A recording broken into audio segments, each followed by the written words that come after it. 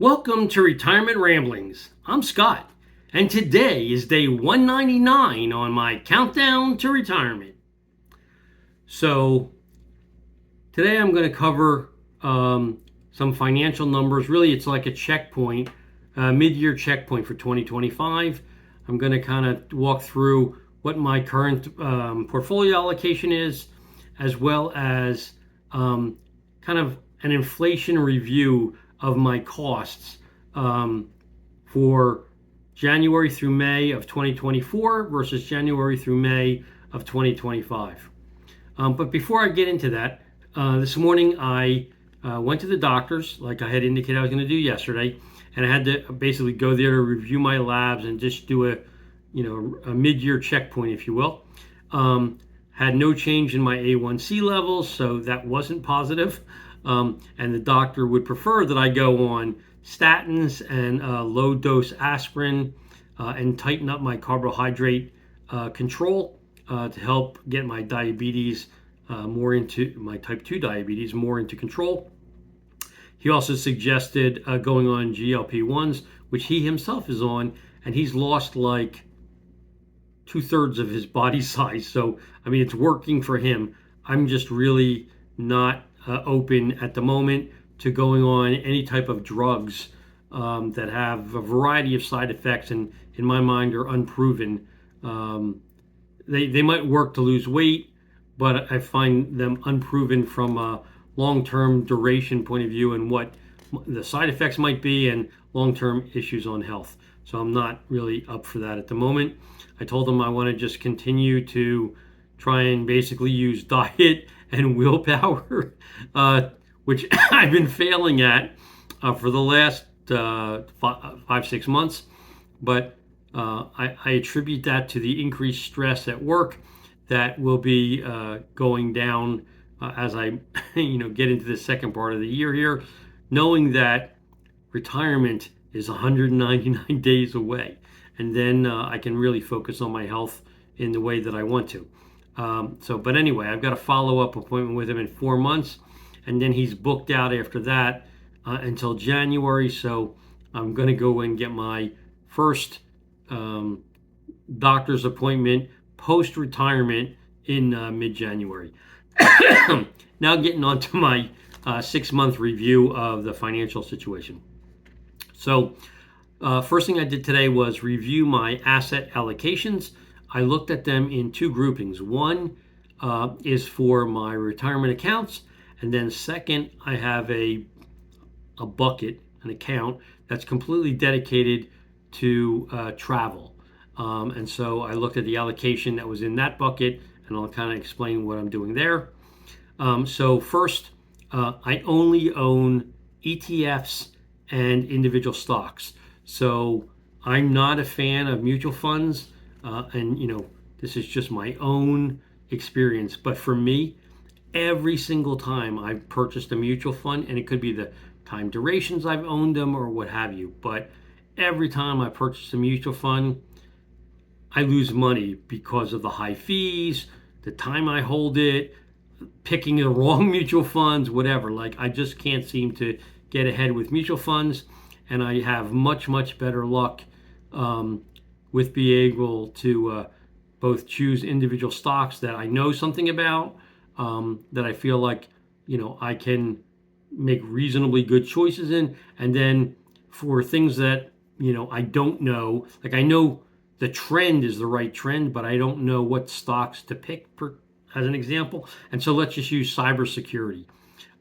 I know that trend is an increasing trend, going to be ramping for at least the next decade. So I want to own stuff that's in the cybersecurity space, but I don't know whether Palo Alto Networks or CrowdStrike or any number, Zscaler, any number of those companies, who's going to be the winner. So I have no idea. So I decided to buy the BUG excuse me, ETF, and so that's how I'm playing it. And I've done similar things in other markets that I know trend-wise it's the right thing, but I just, again, don't know what to pick. Excuse me. So in my retirement accounts, again, I only own ETFs and individual stocks. My breakdown is 48.76% is in US large cap, 16.52 is in US small cap, 0.15 is in international, and 34.56 is currently in cash and cash equivalents. In US large cap, I have 16 holdings. 6 of those are ETFs, 10 of those are individual stocks. In small cap, I have 8 holdings. 3 of those are ETFs and 5 are individual stocks. In international, I have 2 ETFs. And then in cash, I have 7.17% in actual cash. And then I have the remainder in T-bills with a duration of 6 months or less. Then, as I indicated, I have a separate account for travel. And the asset allocation in there was designed to be heavily skewed to dividend producing stocks and income producing growth. And so the weighted average dividend yield across the stocks I own in there has been 3.42% this year. The weighted average across the T-bills is 4.28% so far this year. And the 7-day yield on the money market account is 3.95. But the 52-week average return on that same money market account is 4.48%. So I'm basically, between, let's call it 3.5 and 4.5%. That's kind of the range of income that's being generated either through dividends or interest or something for that travel account. And pre-retirement, I've been using that account to basically fund annual trips that my wife and I go on, whether that's to go visit my son, my mom, going on a cruise, whatever that might be. I haven't touched any of the principal. We're simply using the dividends and income that's being produced, and based on what I bought and how long I've owned it, the stocks and ETFs that are in that account have appreciated nicely. So the basis that's being generating the dividends and income is continuing to grow. So, happy with that. So that, excuse me, that travel account is broken up into 25.04% of U.S. large caps, 2.64% of small caps, 5.35% of international, and then 66.97% of cash and cash equivalents. And in the large cap, I've got 4 holdings, which is 1 ETF and 3 individual stocks. In small cap is 1 ETF. International is 1 ETF. And then I've got 5.36% in cash, and the remainder is in T-bills again with a duration under 6 months. So that's my allocation that I've been working with. And as I've shared with you, I'm sitting year to date with a return across the portfolio, not including the travel account, just the retirement portfolio of, roughly 4.3% for the year through last Friday. I didn't check, today, but I know I was up, so, maybe it's going to be a little bit better than that. My expenses, though, when you compare January through May to January through May, 2024 to 2025 rather, what I wanted to see is, people have been saying, inflation's going down and the CPI and the PPI and, everyone's talking about it's, sub 3%. Not in my life, it's not. So I wanted to kind of figure out what I buy and how I'm spending my money and how that translates into what my actual inflation rate is, if you will. And so as an example, I went back through various categories, and I'll give you some individual numbers, and then sometimes I just have a category number because it didn't make sense to break it out to me. But as an example, under the category of auto expenses, I've had AAA for, I want to say 40 something years, 41 years, 40 something years. it's up again another 5.37%. My auto policies, after doubling the deductible for collision on my truck from 1,000 to 2,000, removing accidental death and dismemberment, excuse me, and removing roadside assistance, after making those changes, my car insurance is only up 1.26%. So I was happy that I was able to do that. My gas bill, gasoline for the cars, is up 21.06%. That's because of my return to the office mandate, where now I'm having to drive substantially more in 2025 than I was in 2024. So that's understandable. The car payment's down 20.19%, and that's because we paid off the car in March. So that was good. When you look at food and paper products, in aggregate, that category is up 17.15% for me. And so the food for eating in plus the eating out in aggregate through May is up 14.88%. Paper products, though, that's tissues, napkins, toilet paper, what have you, that is up 29.25%. And I'll say that's buying them when they're on sale at Sam's Club, Costco, Walmart. Like, we really try to get the best prices on paper. And the fact that even with doing what we do, it's up 29.25% just shows how high inflation is in the paper product area. On personal care and grooming, that's only up 2.78%. That's things like the hair color my wife gets or whatever, at like Sally's Beauty Supply or whatever. Our medical expenses are down 3.78% year over year. And that's because my wife had 3 eye surgeries last year, which she's not having to repeat this year. But even with taking those surgeries out, I mean, it's only a reduction of under 4%.